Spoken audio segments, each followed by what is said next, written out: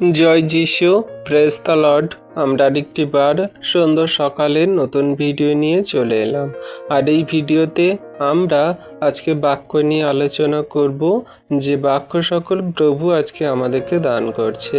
তো বিশ্বাসী সন্তানরা, ভিডিওটি খুবই গুরুত্বপূর্ণ, সবাই প্রথম থেকে শেষ পর্যন্ত দেখতে থাকুন।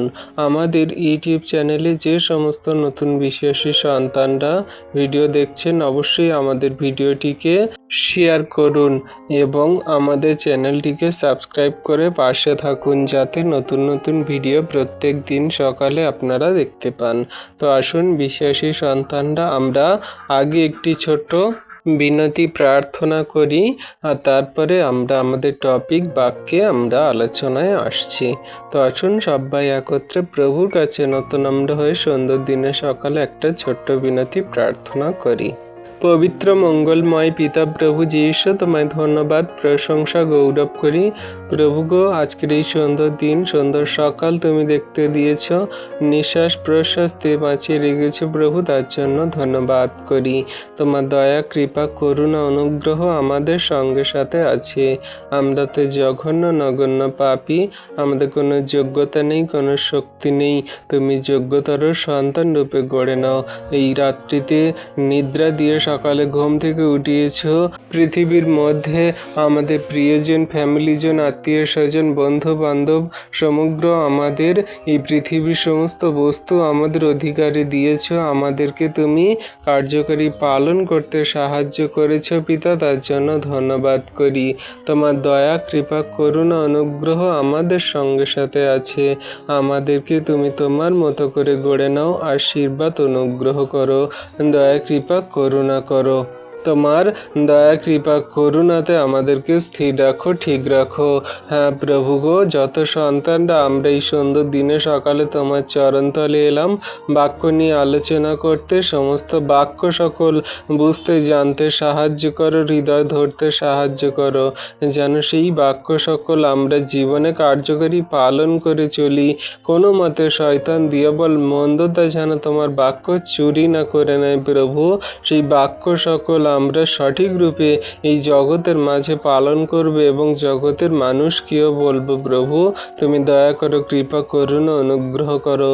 আমাদের ফোন, মোবাইল নেটওয়ার্ককে তুমি সুরক্ষিত রাখো, সুন্দর রাখো। আমাদের এই ইউটিউব চ্যানেলকে তুমি সুরক্ষিত রাখো, সুন্দর রাখো।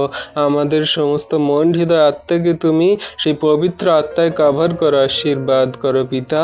বাক্য আমি নয়, কিন্তু বাক্য সকল তুমি আমার মুখ দিয়ে বলাও, পবিত্র আত্মা দ্বারা বলতে সাহায্য করো। আর বাক্য সকল তুমি বলবে, আমরা শুনবো, বুঝবো, হৃদয় ধারণ করব। আশীর্বাদ, অনুগ্রহ, দয়া, কৃপা, করুণা করো। ধন্যবাদ পিতা, পুত্র, পবিত্র আত্মা, ধন্যবাদ প্রভু যীশু। এই সমস্ত সভা সঞ্চালন তোমার হস্তে চরণতলে দিয়ে আমরা প্রার্থনা শুরু করছি যীশু খ্রিস্টের পবিত্র মধুর নামে। তুমি শুনলে, দেখলে প্রার্থনা, হ্যাঁ আমেন বলে উত্তর সকল দিলে, আমেন। তো আসুন বিশ্বাসী সন্তানরা, এবারে আমরা আমাদের বাক্য নিয়ে আলোচনা করব, যে বাক্য সকল প্রভু আজকে সুন্দর দিনে সকালে দান করছে। আজকের আমাদের টপিক, আদিতে বাক্য কিভাবে সৃষ্টি হলো। আমরা এই বিষয় নিয়ে আজকে দেখব এবং জানব, আলোচনা করব।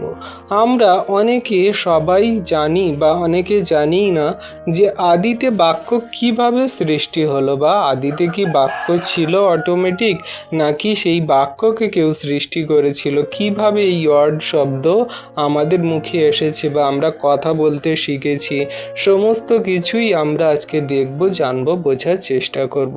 তো ভিডিওটি খুবই গুরুত্বপূর্ণ, সবাই প্রথম থেকে শেষ পর্যন্ত দেখার চেষ্টা করুন। আমাদের কাছে বিশ্বাসী সন্তানদের একটা প্রশ্ন, যে আদিতে বাক্য কিভাবে সৃষ্টি হলো। তো আমরা এই বিষয় নিয়ে প্রথম দেখি। প্রথমেই টেক্সট দেখি, মানে প্রথমে বাক্য সকল দেখি কি বলছে। যোহন সুসমাচার 1 অধ্যায়ের 1 পদে কি বলছে, আদিতে বাক্য ছিলেন, যেটা আমরা পাই। কি বলছে, আদিতে বাক্য ছিলেন, বাক্য ঈশ্বরের সহিত ছিলেন এবং বাক্য ঈশ্বর ছিলেন। তাহলে দেখো, বিশ্বাসী সন্তানরা প্রথমেই কিন্তু বলে দিচ্ছে আদিতেই বাক্য ছিলেন। তাহলে আদিতে অটোমেটিক বাক্য কিন্তু ছিল। এখানে যদি আমরা দেখি থিওলজিভাবে, এখানে গুরুত্বপূর্ণ বিষয় হচ্ছে গ্রিক ভাষা। যে গ্রিক ভাষা, এই ভাষাতে কি বলছে, এন আর চাই ইন ও লুস বা লুগুস। তাহলে এখানে যে কথাটা আসছে ইন, এই ইন কথার অর্থ হলো অবিরাম অস্তিত্ব। এটি হলেন নয়, মানে এটা হলেন বা নয় কিন্তু ছিলেন। মানে এখানে আগে হলেন এই রকম লেখা নেই, কিন্তু ছিলেন লেখা আছে। তার মানে হলেন মানে কি হলো, যে এটা পরবর্তীতে আদির পরে, আদিতে সৃষ্টির পরে হয়েছে। কিন্তু এখানে লেখা আছে কি, ছিলেন। মানে এখানে লেখা আছে ইন, এখানে গ্রিক ভাষাতে লেখা আছে ইন মানে ছিলেন। তাহলে অটোমেটিক্যালি কিন্তু আদির আগেও, আদিতে হওয়ার আগেও কিন্তু এই বাক্য ছিল। বাক্যকে কেউ কিন্তু সৃষ্টি করেনি, অর্থাৎ বাক্য সৃষ্টি হয়নি। বাক্য আদি থেকেই ছিলেন। সেই পৃথিবী এবং বিশ্ব ব্রহ্মাণ্ড, সমস্ত বিশ্বমণ্ডল হওয়ার আগেও আকাশ বাতাস গ্রহ নক্ষত্র তারা আলো এবং অন্ধকার হওয়ার আগের থেকেই কিন্তু এই বাক্য ছিল। বাক্যকে কেউ সৃষ্টি করেনি।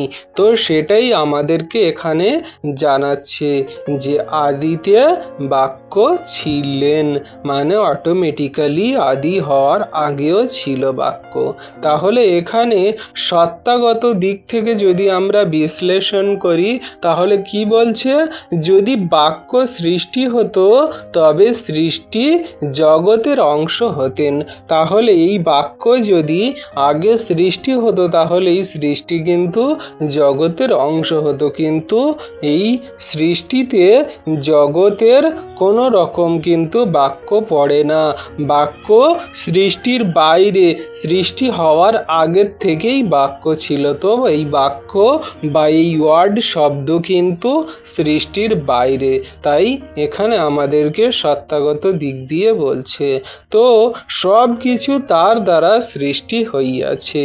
এটা আমরা যদি পড়ি তাহলে যোহন 1:3 আমরা পেয়ে যাব। বলছে যে যোহন 1:3 বলছে, সকলই তাহার দ্বারা হইয়াছিল, যাহা হইয়াছে তাহার কিছুই তাহার ব্যতিরেকে হয় নাই। আমেন। তাহলে বিশ্বাসী সন্তানরা দেখো, এখানে স্পষ্ট রূপেই কিন্তু সত্যরূপে বলে দিচ্ছে যে সকলই তাহার দ্বারা হইয়াছে, কিন্তু কিছুই তাহার ব্যতিরেকে হয় নাই। মানে এই যে বাক্য আদিতে ছিল সৃষ্টির আগে, এই বাক্য থেকেই কিন্তু সমস্ত বস্তুই হয়েছে। এখানে সূর্য, এখানে চন্দ্র, এখানে গ্রহ নক্ষত্র তারা এবং তারও আগে আলো জ্যোতি, সমস্ত কিছুই কিন্তু এই ওয়ার্ড বাক্য দ্বারাই হয়েছে। তাই এখানে যোহন 1:3 বলছে সকলই তাহার দ্বারা হইয়াছে, মানে বাক্য দ্বারাই কিন্তু হয়েছে। তো এইখানে বাক্য আগে কেউ সৃষ্টি করেনি, বা এই ওয়ার্ড শব্দকে আগে কেউ সৃষ্টি করেনি, সে আগের থেকেই ছিল। যদি সব কিছু তার দ্বারা সৃষ্টি হয় তবে তিনি নিজে সৃষ্টি হতে পারেন না। এটি থিওলজিক্যাল বলে ক্রিয়েটার প্লাস ক্রিয়েটিং। মানে যে ক্রিয়েটার সৃষ্টিকর্তা আছে তিনি সমস্ত কিছুই ক্রিয়েটিং করছে, মানে তৈরি করছে, সৃষ্টি করছে। তো সৃষ্টিকর্তাকে কেউ সৃষ্টি করে না, তিনি নিজেই অটোমেটিক্যালি সৃষ্টি আছেন সমস্ত কিছুকে সৃষ্টি করার জন্য। অতএব বাক্য সমান সমান সৃষ্টি নয় কিন্তু চিরন্তন। তো বাক্যকে কেউ কোনোদিন সৃষ্টি করেনি, বাক্য কোনো মতে সৃষ্টি নয়, তিনি চিরন্তন, সর্বদাই, আদি থেকে, আদির আগের থেকেও তিনি ছিলেন, আছেন, থাকবেন। যিশু নামেতে আমেন, হালেলুইয়া। তাহলে আমরা বিশ্বাসী সন্তানরা বাক্য সকল বুঝতে পারছি আদি থেকে কিভাবে আমাদের কাছে বাক্য এবং বাক্য কিভাবে আছে আমরা বুঝতে পারছি। এবারে আমরা 2 নম্বর দেখব ত্রিত্ববাদী ধর্মতত্ত্ব। এখানে আমাদের কি বলছে, বাক্য কে। এখানে যদি আমরা বিশ্বাসী সন্তানরা বা জগতের মানুষরা প্রশ্ন করে বাক্য কে, এই যে বাক্য আমরা বলছি আদি থেকে ছিলেন বা আদির আগের থেকেও তিনি ছিলেন, তাকে সৃষ্টি করা হয়নি, তাহলে এই বাক্য কে সেটা আমরা যদি বলি বা জগতের মানুষ যদি জিজ্ঞাসা করে এই বাক্য কে যে আদি থেকে আছে, বিশ্ব ব্রহ্মাণ্ড সমস্ত কিছু সৃষ্টির আগের থেকে আছে, তাহলে এই বাক্যটাই কে। আমরা বাক্য দেখি এই বাক্য কে আমরা জানতে পেরে যাব। এখানে যখন 1 অধ্যায় 14 পদে বলছে, আর সেই বাক্য মাংসে মূর্তিমান হইলেন এবং আমাদের মধ্যে প্রবাস করিলেন, আর আমরা তাহার মহিমা দেখিলাম, যেমন পিতা হইতে আগত এক জাতের মহিমা, তিনি অনুগ্রহে ও সত্যে পূর্ণ। আমেন। তাহলে দেখো বিশ্বাসী সন্তানরা, জগতের মানুষ যদি আমাদেরকে প্রশ্ন করে এই যে আপনারা বলছেন আদি, তার আগের থেকেও বাক্য ছিল, আদিতে বাক্য ছিল, আদির আগের থেকেও বাক্য ছিল, বাক্যকে কেউ সৃষ্টি করেনি, তাহলে এই বাক্যটাই কে, এই বাক্যের নাম কি? আমরা যদি জগতের মানুষ প্রশ্ন করে তাহলে তাদেরকে আমরা এই বাক্যটাই বলবো যে সেই বাক্য মাংসে মূর্তিমান হলেন এবং আমাদের মধ্যে প্রবাস করলেন। তাহলে আমরা সবাই জানি বাক্য কে না, বাক্যে মাংসে মূর্তিমান একজন হলেন, সে হলো যীশু খ্রিস্ট, যে আমাদের মধ্যে প্রবাস করলেন এবং আমরা জগতের মানুষরা তার মহিমা দেখলাম। তিনি পিতা থেকে এসেছেন, তিনি একজাত, তিনি পিতার একজাত সন্তান, আর তিনি সর্বদা অনুগ্রহে ও সত্যে পূর্ণ। তাহলে তার কাছেই সমস্ত অনুগ্রহ আছে, তিনি অনুগ্রহ দানে আমাদেরকে পরিপূর্ণ করেছেন, তার চরণতলে এনেছেন এবং তিনি যা কিছু বলেন সত্য কথা বলেন, তিনি যা কিছু দেখান সমস্ত সত্যটাই দেখান, তাই তিনি সত্যে ও অনুগ্রহে পরিপূর্ণ।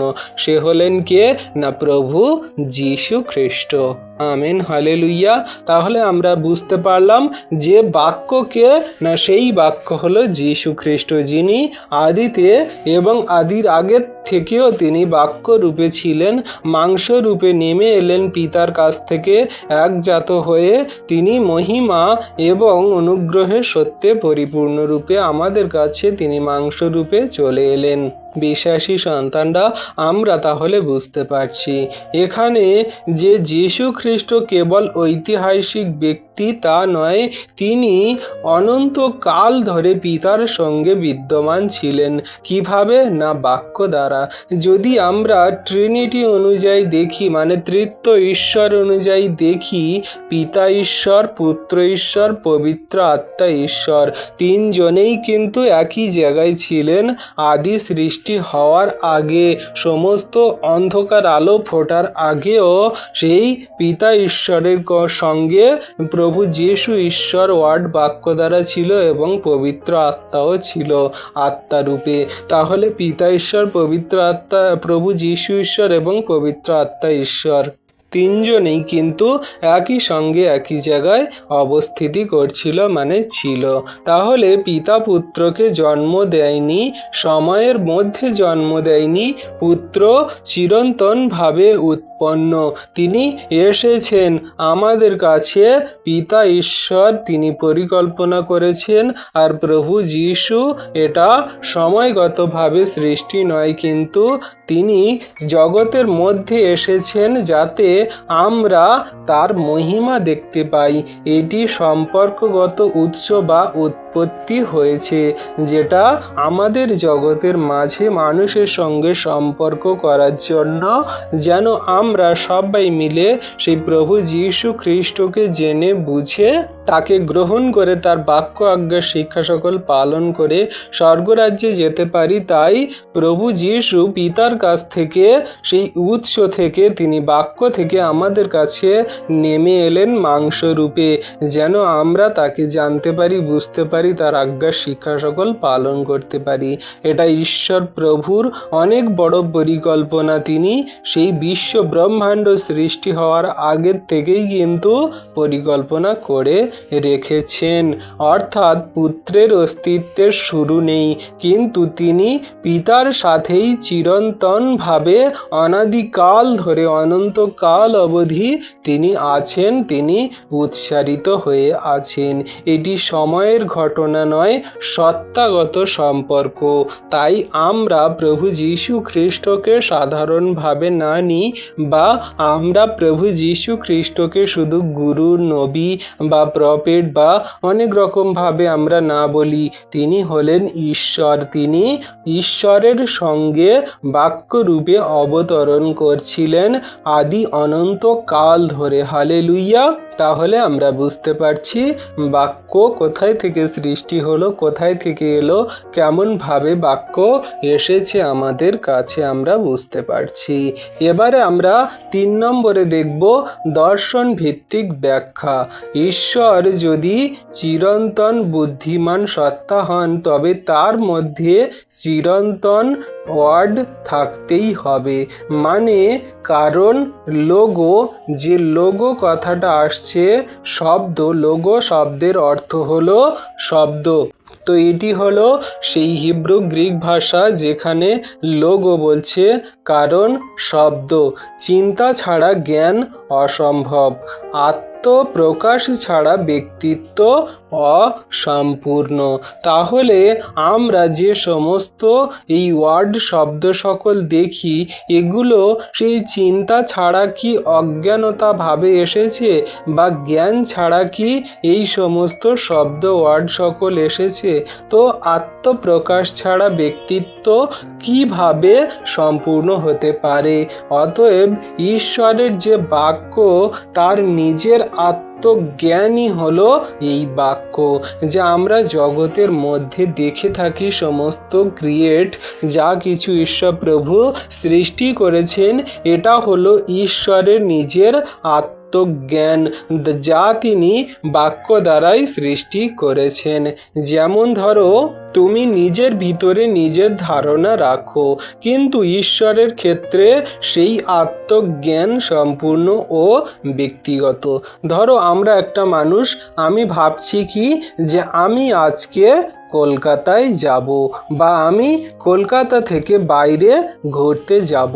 তো আমার মনের ভিতরে এই যে চিন্তা করাটা, এই চিন্তা করাটাকে যখন আমি সফল রূপে করব, মানে আমি যখন এই চিন্তা করাটাকে সম্পূর্ণ কাজে পরিণত করব, মানে আমি কলকাতায় যাব বা কলকাতা শহর থেকে বাইরে যেখানে হোক যাব, সেটা যখন পূর্ণ হবে, তখন আমার এই সমস্ত আত্মজ্ঞান ধারণাটা সম্পূর্ণরূপে পরিপূর্ণ হবে। তো আমি মনের ভিতরে যে কথাটা চিন্তা করছি, সেই চিন্তাটাকে আমি জ্ঞান বুদ্ধি দ্বারা, কার্যকারিতা দ্বারা সম্পূর্ণ করাটাকেই এটা ঈশ্বরের আত্মজ্ঞান। তো ঈশ্বর প্রভু তিনি বাক্য দ্বারা, এই আত্মজ্ঞান দ্বারা তিনি চিন্তা করেন প্রথমে, আর চিন্তা জ্ঞানে পরিপূর্ণ করে সম্পূর্ণরূপে কাজেই কিন্তু পরিণত করেন। তাই ঈশ্বর প্রভু আদিতে বাক্য দিয়ে সমস্ত কিছুই বিশ্ব ব্রহ্মাণ্ডকে সৃষ্টি করেছে, যা আমরা এই জগতের মাঝে দেখছি। আর জগতের মানুষরা আমরা যা কিছু মনে ধারণা করি, মানে আগে চিন্তা করি, তারপরে জ্ঞান ভাবি, আর তারপরে আমরা সেটা প্রকাশ করি, মানে বলে থাকি, এই ওয়ার্ড শব্দ ব্যবহার করে থাকি। তো এটা আমাদের জন্য, কিন্তু ঈশ্বরের ক্ষেত্রে তিনি আত্মজ্ঞান, তিনি অনন্তকাল ধরে চিন্তা করে ভাবনার জ্ঞানের মধ্যে দিয়ে মানুষকে এই পৃথিবীতে সম্পূর্ণরূপে সৃষ্টি করেছেন। আর সেই পূর্ণ আত্মা জ্ঞানই হলো লোগোস মানে শব্দ, যেটা আমাদের কাছে আমরা এখন দেখছি। তাহলে বিশ্বাসী সন্তানরা আমরা বুঝতে পারছি ঈশ্বর প্রভুর চিন্তা ভাবনা, ঈশ্বর প্রভুর কার্যকলাপ সকল আলাদা, আর জগতের মানুষের চিন্তা ভাবনা কার্যকলাপ সকল আলাদা। জগতের মানুষ ভাবতে পারে যে আমি আজকের এই কাজটা করব, কিন্তু সে আবার তার ধারণা বা তার চিন্তা চেঞ্জ করতে পারে, সে কাজটা নাও করতে পারে। কিন্তু ঈশ্বর প্রভু যা চিন্তা ভাবনা করেন, যা পরিকল্পনা করেন, তিনি সম্পূর্ণটাই করেন। তার পরিকল্পনা কোনো মতে নড়চড় হয় না বা তার পরিকল্পনা কোনো মতে টলে না, তিনি সম্পূর্ণটাই পূরণ করেন। তাই বিশ্বাসী সন্তানরা আমরা যখন প্রভুর উপরে বিশ্বাস রাখি, পূর্ণ বিশ্বাস রাখি, তিনি যা বলেন তাই করেন, তিনি সম্পূর্ণটাই করেন এবং করবেন, আমরা বিশ্বাস করি। তাই আমরা বিশ্বাসী সন্তানরা আমরা যেন কোনো মতে দুর্বল না হই, ভাবিত না হই, চিন্তিত না হই। যা কিছু আমাদের চিন্তা ভাবনার ভার প্রভুর উপরে ফেলে দিই, আর তিনি আমাদের জন্য চিন্তা করেন, সমস্ত তার পরিকল্পনা অনুযায়ী আমাদেরকে চালিত করছে এবং করবেন, আমরা বিশ্বাস করি। তাহলে বিশ্বাসী সন্তানরা এমনি করে আমরা আদি থেকে সমস্ত বাক্যের উৎস বা কিভাবে এসেছে আমাদের কাছে, কিভাবে বাক্য সকল কার্য করছে করে, আমরা সমস্তটাই জানলাম। বাক্য কিভাবে মাংসে মূর্তিমান হলো, কিভাবে আমাদের কাছে শিক্ষা দিল, সমস্ত কিছুই আমরা জানছি। এবারে বিশ্বাসী সন্তানরা আমরা দেখব আদি মানে কি। এখানে আদি হলো বিগিনিং, যেটা আমাদেরকে বোঝাচ্ছে আদি পুস্তক 1 অধ্যায়ের 1 পদে। এখানে বলছে আদিতে ঈশ্বর আকাশ ও পৃথিবী সৃষ্টি করলেন। হালেলুইয়া। তাহলে বিশ্বাসী সন্তানরা দেখো, এখানে যে কথা বলা হচ্ছে আদি পুস্তক 1 অধ্যায়ের 1 পদে, যে আদিতে ঈশ্বর আকাশ ও পৃথিবী সৃষ্টি করলো। কিন্তু যোহন পুস্তকে যোহন কিন্তু আলাদা কথা বলছে। তিনি কি বলছে, যে আদিতে বাক্য ছিলেন। তার মানে যেখানে আদিতে ঈশ্বর আকাশমণ্ডলের কথা বলছে, কিন্তু আদিতে বাক্য ছিলেন, মানে এই আকাশমণ্ডলের আগেও, পৃথিবীর আগেও কিন্তু বাক্য ছিল। তো সেই কথাটাই যোহন ইচ্ছাকৃতভাবে তিনি কিন্তু এই আদি পুস্তকের ভাষা ব্যবহার করে তিনি বলছেন যে আদিতে ঈশ্বর আকাশমণ্ডল বা পৃথিবী সৃষ্টি করার আগেও তিনি বাক্য ছিলেন। তিনি বাক্য দ্বারাই কিন্তু এই আদিতে ঈশ্বর আকাশমণ্ডল ও পৃথিবী সৃষ্টি করলেন। তো সেই কথাটাই যোহন এখানে সুন্দরভাবেই জানাচ্ছে। এখানে আমরা লক্ষ্য করার বিষয় হলো আদিতে মানে আদি পুস্তকে যে সৃষ্টির শুরু, সেটা যোহন বলা হয়েছে, কিন্তু সৃষ্টির আগের থেকেই যে বাক্য ছিল এটা যোহন আমাদেরকে বলছে। অর্থাৎ লোগোস সময়ের আগে, মানে বাক্য হলো সময়ের আগের থেকেই আছে। এখানে সময়ের কোনো ধারণা নেই। যেখানে সময় উৎপন্ন হয়নি সেখানে আদিতে এই বাক্য ছিল, মানে লোগোস ছিল। লোগোস মানে ওয়ার্ড বা শব্দ বা বাক্য, এই বাক্যই কিন্তু ছিল। তো এমনি করে আমরা দেখতে পাই। এবং আমরা যদি মাত্রা দেখি, যদি গ্যালাক্সিস বিষয় আমরা দেখি, তাহলে কিন্তু এই যে আমরা বলছি যে জিওলজিক্যাল যদি আমরা অর্থ দেখি, ভূতত্ত্ব অনুযায়ী পৃথিবীর বয়স যদি হয় 4.5 বিলিয়ন বছর, কিন্তু এই যে লোগোস মহাবিশ্বের অংশ নয় বা লোগোস মহাবিশ্বের কারণ নয়, এটা তারও বাইরে। কারণ যখন এই 4.5 বিলিয়ন বছরও হয়নি, তারও আগের থেকেই কিন্তু সেই সমস্ত বাক্য হয়ে আসছে বা বাক্য ছিল। তো এইখানে আমরা যদি বলি টাইম এবং তারও আগে সমস্ত দিক থেকে কিন্তু এই আদিতে বাক্য ছিল। কিন্তু এখানে লোগোস হলেন মানে শব্দ, এবং প্রেস এর মানে হলো মহাকাশ। টাইম মানে সময়, আর মেথড মানে আগের ব্যাপার। তো এই সমস্ত বিষয়ের আগে কিন্তু সেই বাক্য মানে শব্দ সকল ছিল। তো আমরা বিশ্বাসী সন্তানরা দেখতে পাচ্ছি শব্দের আগেও সেই কিন্তু সময়ের আগেও মহাকাশ এবং ব্যাপারের এই জগতের সমস্ত ব্যাপার সৃষ্টির আগেও কিন্তু শব্দ সকল ছিল, যেটা আমাদেরকে জানাচ্ছে। তাহলে আমরা বিশ্বাসী সন্তানরা যদি বলি যে আদি মানে কি, আদি মানে যে সমস্ত সেই মহাকাশ সময় ব্যাপার এই সমস্ত শুরু হয়েছে বা গ্যালাক্সিস ভূতল এই সমস্ত সৃষ্টি হয়েছে, পৃথিবী বিশ্ব ব্রহ্মাণ্ড সৃষ্টি হয়েছে, সেখান থেকেই আদি সৃষ্টি হয়েছে, সেখান থেকেই সময়ের উৎপত্তি সৃষ্টি হয়েছে। যখন থেকে ঈশ্বর প্রভু আকাশ ও পৃথিবী নির্মাণ করলেন, আলো ও সেই অন্ধকারকে আলাদা করলেন, সেখান থেকেই কিন্তু আমাদের আদি সৃষ্টি হয়েছে, সেইখান থেকেই আমরা আদিতে বলছি। অতএব বাক্য কোনো ভূতাত্ত্বিক স্তরে উৎপন্ন হয়নি, তিনি সময়ও পদার্থের আগেও আছেন। সময় কিন্তু পদার্থ যে আমরা জগতের মধ্যে দেখে থাকি, রাসায়নিক gas, nitrogen, hydrogen, carbon dioxide, এই যা কিছু যা ঈশ্বর প্রভু সৃষ্টি করেছেন তারও আগেও কিন্তু সময়ের আগেও কিন্তু এই বাক্য, যা ঈশ্বর প্রভু আগের থেকেই তিনি ছিলেন। সমস্ত কিছুই এই সৃষ্টির বা আদির মধ্যে নয়, কিন্তু আদির আগেও সেই বাক্য যা ঈশ্বর প্রভু আমাদেরকে দিয়েছেন বা আমরা এখন এই পড়ছি, আলোচনা করছি।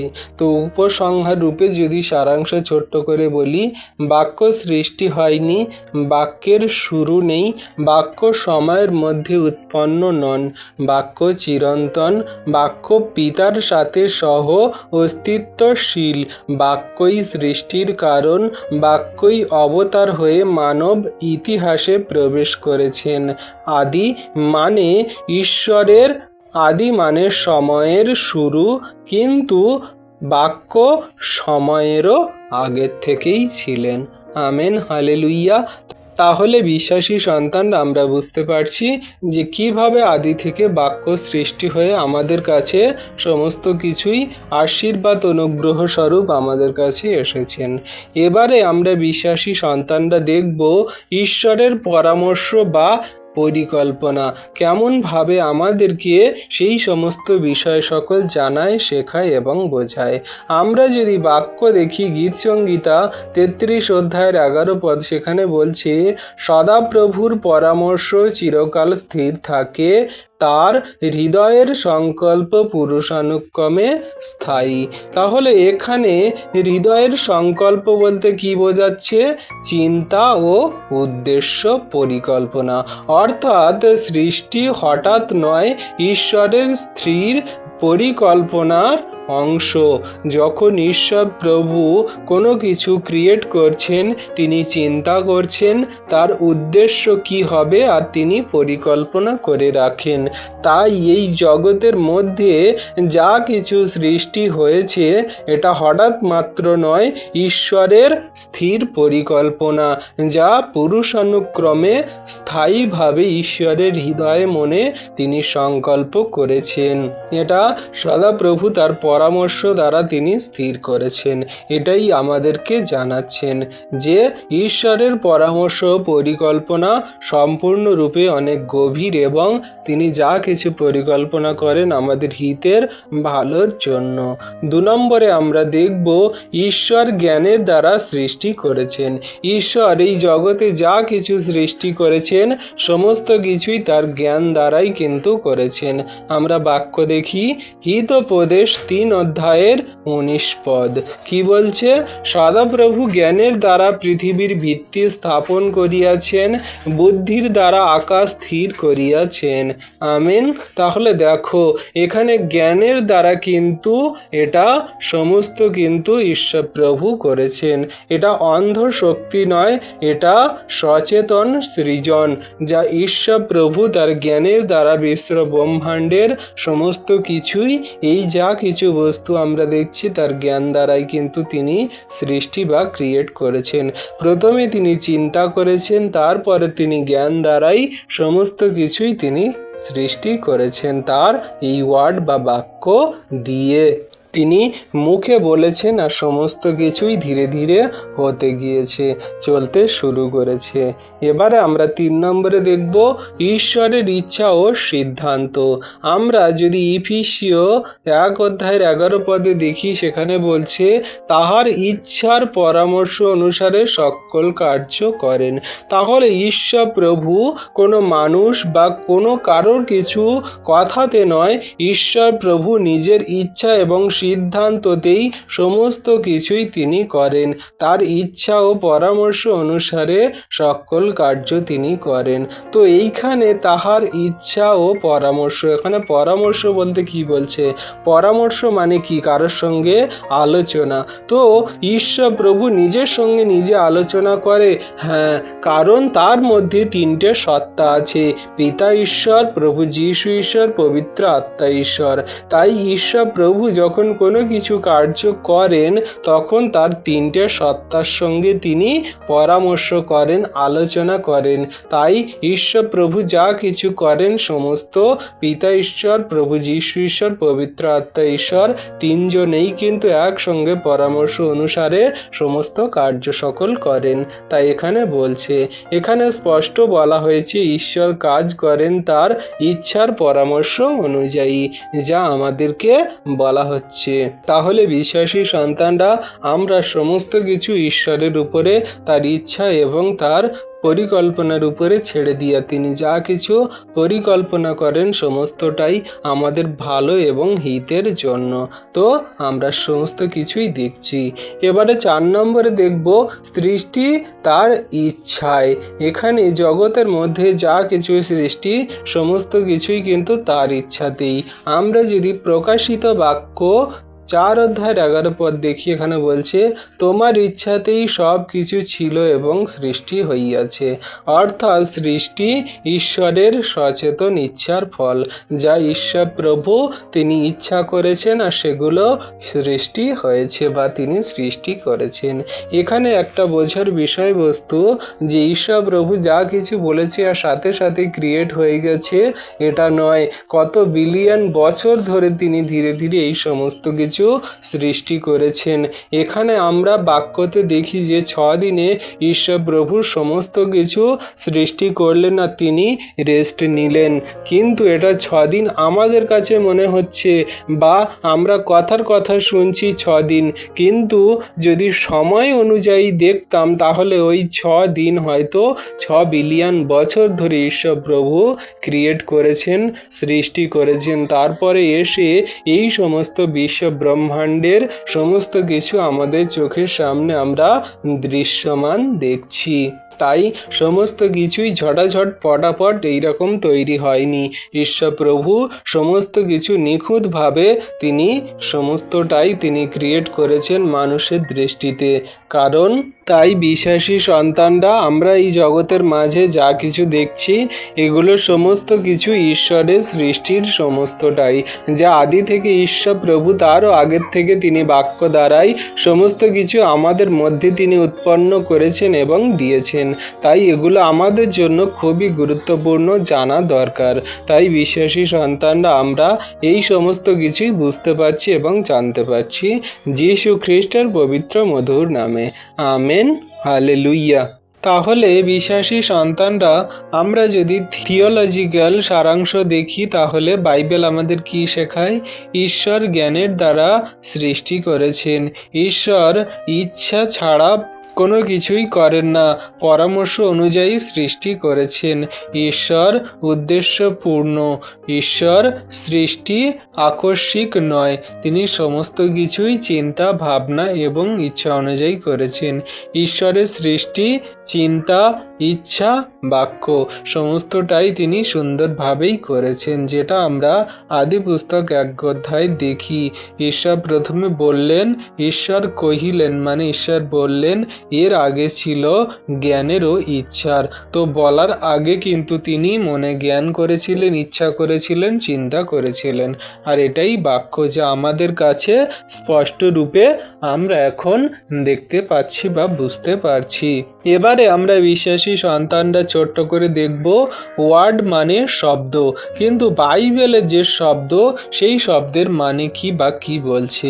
থিওলজি ভিত্তি হিসাবে আমরা একটু দেখব। বাইবেলে যে শব্দ শুধু উচ্চারিত ধ্বনি নয়, এটি ঈশ্বরের প্রকাশ, যা মূল পাঠে আমরা দেখতে পাই। যোহন 1 অধ্যায়ের 1 পদে তিনি যেমন বলেছেন, আদিতে বাক্য ছিলেন, সেই বাক্য ঈশ্বরের সহিত ছিলেন এবং বাক্য ঈশ্বর ছিলেন, যেটা আমরা দেখতে পাই।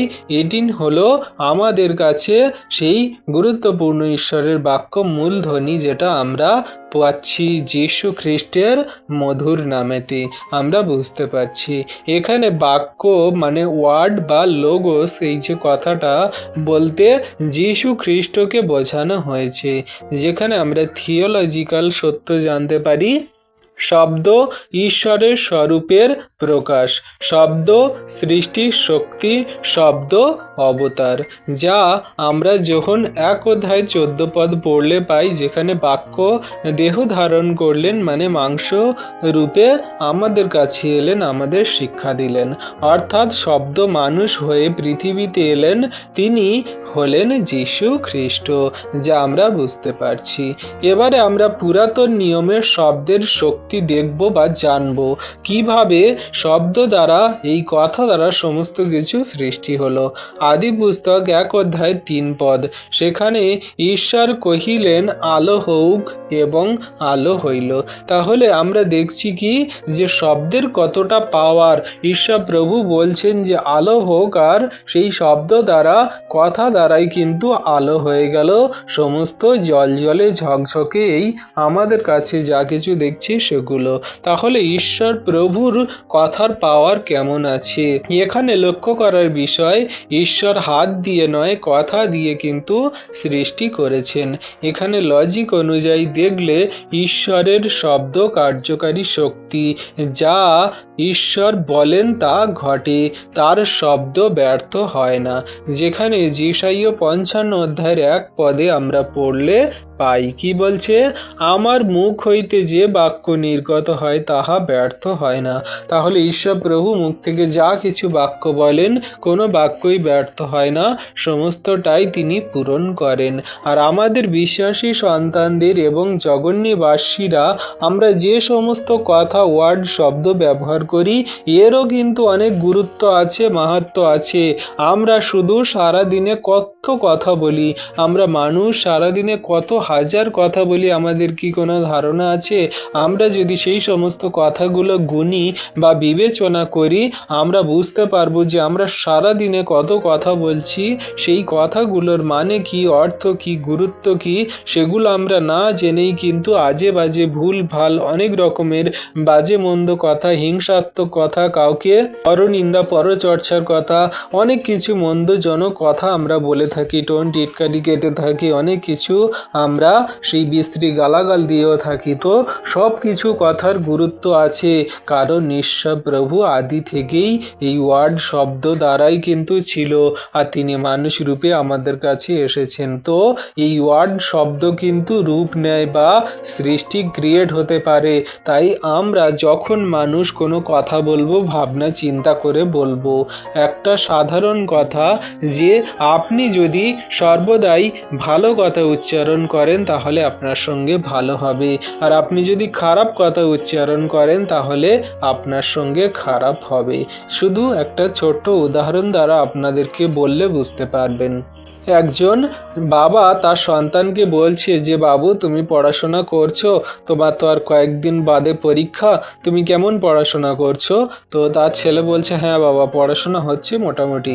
তো বলল ঠিক আছে, তাহলে তুমি কীরকম পড়াশোনা করছো দেখি, আমি তোমার কয়েকদিন ক্লাস নেবো আর যা যা আমি পড়িয়েছি সেগুলোর একটা পরীক্ষা নেব, দেখি তুমি কেমন পড়াশোনা করছো আর কি গিয়ে পরীক্ষার খাতায় লেখো। তো এমনি করে রীতিমতো তার বাবা তার সন্তানকে পড়াতে লাগলো। তো পড়াতে পড়াতে এখন তার বাবা তাকে বলছে যে অনেক দিন তো পড়ালাম, তো এবারে আমি তোমাকে পরীক্ষা নেব, টেস্ট নেব যে তুমি কেমন পরীক্ষায় পড়তে পারো বা আমি যা যা পড়িয়েছি তুমি কেমন মনে রেখেছো লিখতে পারো। তো রীতিমতো তার বাবা তার সেই পরীক্ষায় টেস্ট নিতে লাগলো পড়ায়। তো যখন সেই সন্তান সে পরীক্ষা দিল বাবার কাছে সম্পূর্ণরূপে খারাপ হলো, মানে সে ভালো রেজাল্ট করতে পারেনি, একটু খারাপ এসেছে বা একটু সমস্যা হয়েছে। তো তার বাবা তাকে বেধড়ক মারতে লাগলো আর বাজে মন্দ কথা বলতে লাগলো, হ্যাঁ তোর দ্বারা কিছু হবে না, তুই পড়াশোনায় ভালো না, যা কিছু পড়িস মনে রাখতে পারিস না, বেকার লুচ্ছা লাফাঙ্গা বাজে ছেলে, এটা ওটা নানান রকমের কথা মন্দ বলে তাকে মেরে আঘাত করে সে তার বাবা বাইরে কাজে চলে গেল। এবারে তার মা এলো, তার মা এসে তাকে বোঝাতে লাগলো দেখো বাবু তোমার তো আর এই একদিনে পড়াশোনা শেষ হয়ে যাচ্ছে না, তোমার এখন অনেক দিন পড়াশোনা করতে হবে, অনেক বছর পড়াশোনা করতে হবে। তোমার একটা পরীক্ষা তোমার বাবার কাছে দিয়েছো, খারাপ হয়েছে তা কি হয়েছে, তুমি ভালো করে পড়াশোনা করো, দেখবে সুন্দর রূপেই তুমি পড়াশোনা করতে পারবে।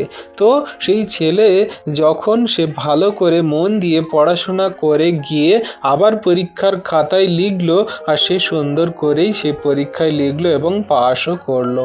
তাহলে আমরা এখানে কথা দ্বারা কি বুঝতে পারছি, তার বাবা সেই ছেলেটাকে যে সমস্ত বাজে মন্দ কথা বলেছিল আর সেই কথা তার মনের ভিতরে রেখে দিয়ে সে পরীক্ষায় ফেল করেছিল বা সে তার বাবার কাছে পরীক্ষায় ফেল করেছিল, কিন্তু তার মা যে ভালো ভালো কথা বলেছে, তার মনে উৎসাহিত জাগিয়েছে, তার মনে যে খুশি আনন্দ দিয়েছে, সে সুন্দরভাবেই কিন্তু পড়াশোনায় লিখতে পেরেছে, পাশও করেছে।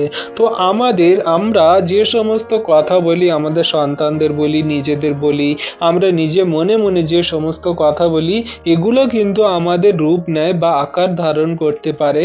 যদি আমরা খারাপ কথা বলি আমাদের সঙ্গে খারাপ হবে, আর যদি ভালো বলি তাহলে আমাদের সঙ্গে ভালোই হবে। তাই আমরা বিশ্বাসী সন্তানরা যা কিছু বলবো সম্পূর্ণ প্রভুর বাক্য সঠিক রূপে বলবো, কোনো রকম মন্দজনক কথা নয়, আচরণ ব্যবহার নয়, সম্পূর্ণ প্রভুর বাক্য আজ্ঞা শিক্ষা সকল পালন করে এবং সেই মতো জীবনযাপন করে চলবো যীশু খ্রিস্টের পবিত্র মধুর নামে। তো বিশ্বাসী সন্তানরা আমরা বুঝতে পারলাম, লজিক্যালি ব্যাখ্যা দ্বারা আমরা যদি চিন্তা করি, শব্দ ছাড়া জ্ঞান প্রকাশ হয় না, শব্দ ছাড়া সম্পর্ক গড়ে ওঠে না, শব্দ ছাড়া আইন শিক্ষা নির্দেশ কোনো কিছুই সম্ভব নয়। তাহলে ঈশ্বর যদি নিজেকে প্রকাশ করতে চান তিনি কি ব্যবহার করতেন, তিনি এই শব্দ থেকেই তিনি সমস্ত কিছুই সৃষ্টি করেছেন। ঈশ্বর অদৃশ্য কিন্তু তার শব্দ দৃশ্যমান, সেটা হলো কে না যীশু খ্রিস্টের মাধ্যমে। তাই আমরা জগতের মধ্যে সমস্ত কিছুই দেখছি। তো বিশ্বাসী সন্তানরা আমরাও যদি কিছু করতে চাই এই শব্দ দ্বারাই কিন্তু সমস্ত কিছুই করতে পারবো। তাই শব্দের এবং এই ওয়ার্ডের পাওয়ার গুরুত্বপূর্ণ, অনেক বড়। তাই আমরা শব্দকে সঠিকভাবে ঠিক জায়গায় ব্যবহার করি, ঈশ্বর প্রভু আশীর্বাদ করবেন। এবারে আমরা 4 নম্বর দেখব প্রচারের আকারে মূল বার্তা। এখানে যদি আমরা দেখি যে শব্দ হলো আমাদের জীবন কিন্তু বদলাতে পারে। তাই ভাই বোনেরা, আমরা মানুষের সঙ্গে যখন কথা বলি, কেউ যদি অসুস্থ থাকে তাকে আরও অসুস্থ করার জন্য যেন সেই বাজে মন্দ কথা না বলি, আমরা তাকে বলতে পারি যে তুমি ভালো হয়ে যাবে, সুস্থ হয়ে যাবে, প্রভুর কাছে প্রার্থনা করি তুমি সুস্থ সুন্দরভাবে জীবনযাপন করবে, ভালো ভালো কথা বলে তাকে উৎসাহিত দেওয়া, তার মনে আশা জাগানো। ঈশ্বর প্রভু তার জীবনে নতুন সৃষ্টি জীবন দান করবেন। তুমি সমস্যায় আছো, ঈশ্বরের কাছে প্রার্থনা করো, তুমি ভয় ভীতি হয়েও না, তুমি প্রভুর কাছে বলো যে আমার সমস্যা যিশু নামেতে দূর হয়ে গেছে। আমি প্রভুর কাছে বলছি তুমি আমার সমস্যা সমাধানকারী, তুমি সমস্ত অন্ধকার কারাগুপ থেকে ওঠাবে, আমার জীবনের সমস্ত মন্দ বিষয় থেকে তুমি আমাকে ধার্মিকতার পথে নিয়ে আসবে এবং সমস্ত মন্দ থেকে তুমি ছুটকারা দেবে। এমনি করে প্রার্থনা করি, বলতে থাকি, তাপ ফলে যাবে যিশু নামেতে। তুমি যদি পাপে ডুবে আছো, অন্ধকারে নেশাগ্রস্ত ব্যভিচার মন্দতায় জীবন যাপন করছো, তাহলে ঈশ্বরের সাক্ষাতে আসো, ক্ষমা চাও, প্রভুর কাছে বলো আমি পাপী জঘন্য মন্দ, আমাকে তুমি ক্ষমা করো, তোমার বাক্যে কার্যকারিতায় গড়ে তোলো, তোমার বাক্য সকল পালন করে চলতে সাহায্য করো, আশীর্বাদ অনুগ্রহ করো। তোমার কাছে নত নম্র হয়ে এসেছি, আমি অনুতপ্ত, আমি পাপী, আমি মন্দ, তাই জীবনযাপন করেছি অনেক, কিন্তু এখন ক্ষমা চাইছি, এখন মন পরিবর্তন করতে চাইছি। তুমি মন পরিবর্তন করো, আমার সমস্ত পাপ ভুল অন্যায় অপরাধ ত্রুটি তুমি ক্ষমা করো। তুমি যখন হতাশায় আছো, ঈশ্বরের শব্দ বলে তুমি বলো যে আমি তোমার সঙ্গে আছি, তুমি আমার সঙ্গে আছো, আমি কোনো রকম হতাশায় দুশ্চিন্তায় আমি একা নই, কোনো খারাপ পরিস্থিতিতে আমি পড়ে নেই, তুমি আমার সঙ্গে থেকে সমস্ত জীবনের হতাশা দুশ্চিন্তা দুর্ভাবনা তুমি দূর করছো। এমনি করে প্রভুর কাছে যখন যখন তুমি খারাপ কঠিন পরিস্থিতি মন্দতায় চলছো, তুমি প্রভুর কাছে বাক্য দ্বারা ওয়ার্ড দ্বারা ব্যবহার করো। যখন ঈশ্বর প্রভু আপনার সঙ্গে কথা বলবেন, আপনি ঈশ্বর প্রভুর সঙ্গে কথা বলবেন, তখন সমস্ত পরিস্থিতি বদলে যাবে আর আশীর্বাদে অনুগ্রহে পরিপূর্ণ হবে। যখন তুমি ঈশ্বরের শব্দ গ্রহণ করো, তখন তার জীবন সকল তোমার জীবনে কার্যকরে, তুমি পরিস্থিতি বদলাও, তোমার চেঞ্জ হয়, সমস্ত মন্দ বিষয়গুলো দূর হয়ে যায় আর তুমি ঈশ্বর প্রভুর নামে সম্পূর্ণ শান্তিতে প্রেমে জীবনযাপন করে চলবে। এখানে থিওলজি গভীর অর্থ এটাই বলছে, ওয়ার্ড লোগোস মানে আমাদের জীবনে সর্বদা ঈশ্বরের শব্দ কার্যকারী। ঈশ্বরীয় জ্ঞান সর্বদা আমাদের জীবনকে জ্ঞানী করে তোলে এবং আত্মিকতার পথে চালায়। ঈশ্বরের প্রকাশ সর্বদা আমাদের জীবনে প্রতিফলিত করে জগতের সমস্ত জাগতিক চাহিদা প্রয়োজন থেকে দূরে সরিয়ে আত্মিকতায় চলতে সাহায্য করে।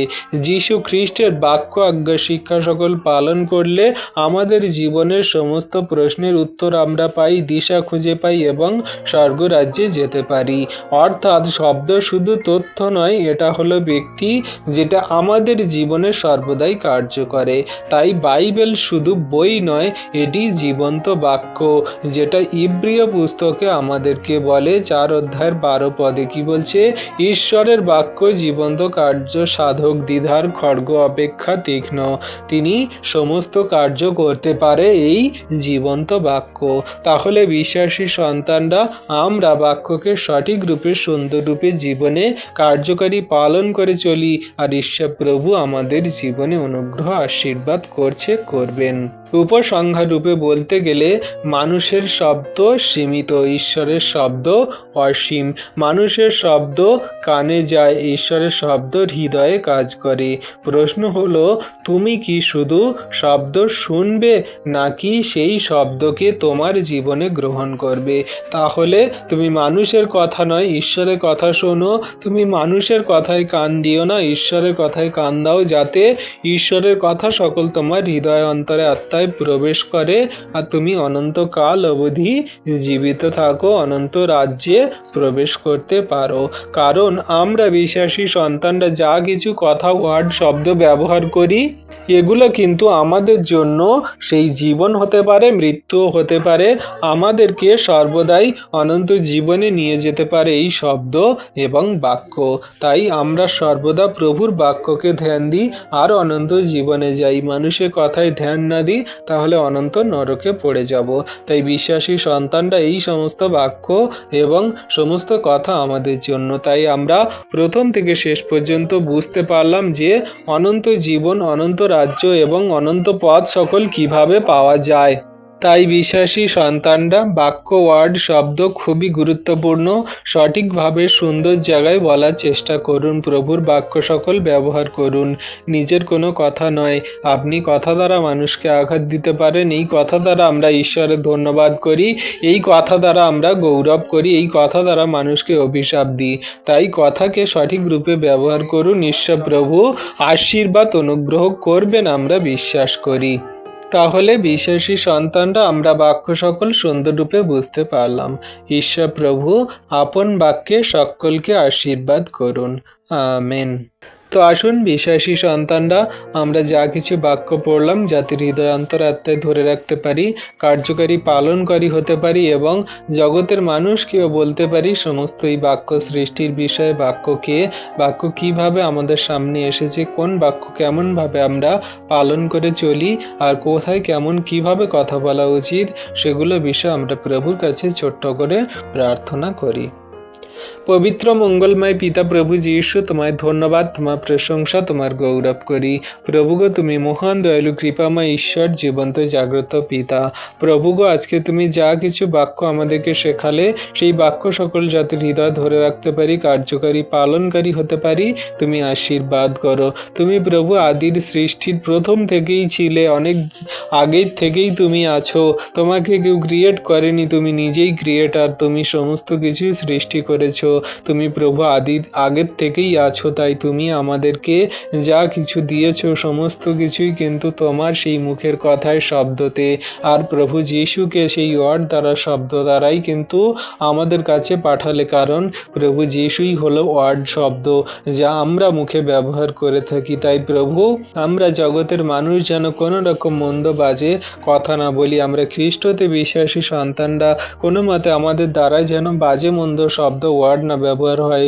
সত্য, সঠিক, সুন্দর কথা বলতে সাহায্য করো। তোমার বাইবেল বাক্য, আজ্ঞা, শিক্ষা সকল পালন করে চলতে সাহায্য করো। সেই মতো কার্যকারী করতে সাহায্য করো। সমস্ত মন্দ বিষয় সকল ত্যাগ করতে সাহায্য করো। তোমার ধার্মিকতায়, পবিত্রতায় চলতে সাহায্য করো। তুমি যা কিছু শিক্ষা দান দিয়েছো সেই মতো শিক্ষাতে আমাদেরকে গড়ে তোলো। আশীর্বাদে অনুগ্রহে পরিপূর্ণ করো। ধন্যবাদ পিতা, পুত্র, পবিত্র আত্মা। ধন্যবাদ প্রভু যীশু। তোমার দয়া, কৃপা, করুণা, অনুগ্রহ ছাড়া কোনো কিছুই সম্ভব নয়। প্রভুগো জগতের মাঝে আমরা কত কথা বলে থাকি, কিন্তু সব কথার গুরুত্ব আছে। আমাদের মুখের কথাই জীবন, মুখের কথাই মৃত্যু, তা তুমি তোমার বাক্যেতেই বলেছ। তাই আমরা জিহ্বাকে যেন সাবধানে রাখি, কোনো মানুষের আঘাত না দিয়ে, দুঃখ কষ্ট না দিয়ে কথা না বলি প্রভু।